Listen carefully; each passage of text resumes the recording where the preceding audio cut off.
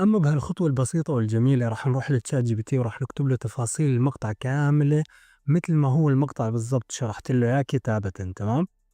وقلت له إنه أعطيني prompts، يعني أعطيني كلام بدي أحطه بمولد ذكاء اصطناعي عشان يطلع لي مؤثرات صوتية. تمام؟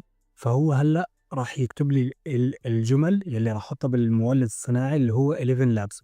طبعًا 11 Labs مدفوع، ولكن في تجربة مجانية تقدر تطلع منها مؤثرات صوتية لا بأس بها. طبعًا تارككم رابط بالوصف لو بدكم لو حابين.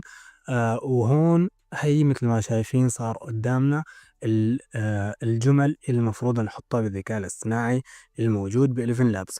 بعد هيك راح نروح ننسخ هي الجمل جملة جملة ونحطهم ب11 Labs. هي واجهة 11 Labs راح نفوت sign in طبيعية عادي، راح نفوت بعدها عن طريق الجيميل، وبعد هيك راح نسجل دخولنا مثل ما شايفين.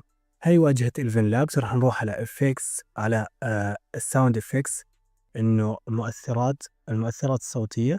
راح ننسخ الجملة اللي طلعناها هون بهذا الفراغ.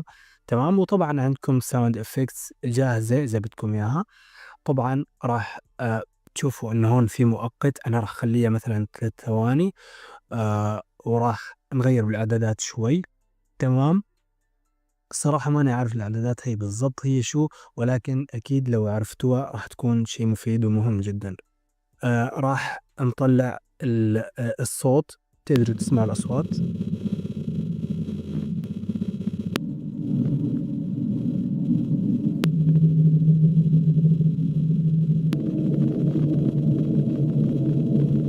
مثل ما شايفين أنا راح أختار الصوت يلي حبيته أكتر شيء واللي هو الأخير. بتقدر تنزله MP3 وبتقدر تنزله WAV.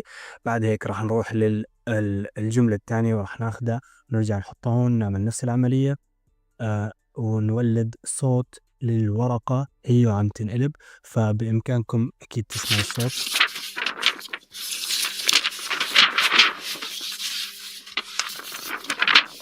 وبنفس الطريقة اللي سوينا فيها كل الخطوات أو كل الأصوات اللي شفتوها راح نعمل بقية الأصوات. يعني سوينا صوتين راح نسوي باقي الأصوات. ممكن نقص المقطع وانتم فهمتوا الطريقة. أهم شيء راح نجمع الأصوات كلها بعدها وراح نروح على كاب كات. راح ننزل بكاب كات أو أي برنامج تصميم انتم عندكم إياه وبتعرفوا تستخدموه. هي مجرد تركيب الأصوات على المشاهد. أتوقع أنها سهلة وبسيطة، ما يحتاج أنه نفصل فيها وندخل فيها. اللي راح نسويه هلأ إنه راح نروح على text to speech. تمام؟ راح نكتب هذا النص.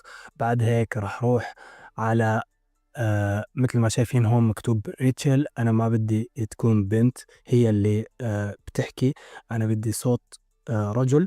راح أختار، ممكن نسمع هذا. Our distrust is very expensive.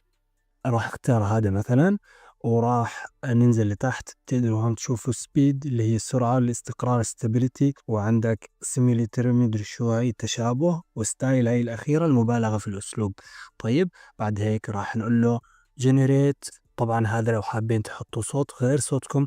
أنا حطيت صوتي ومناسب، لا لكن في بعض الناس ما بتفضل أن تحط صوته. عشان هيك تقدروا تروحوا على هذا التطبيق وتحطوا صوتكم. وتحطوا الصوت من التطبيق عفوا.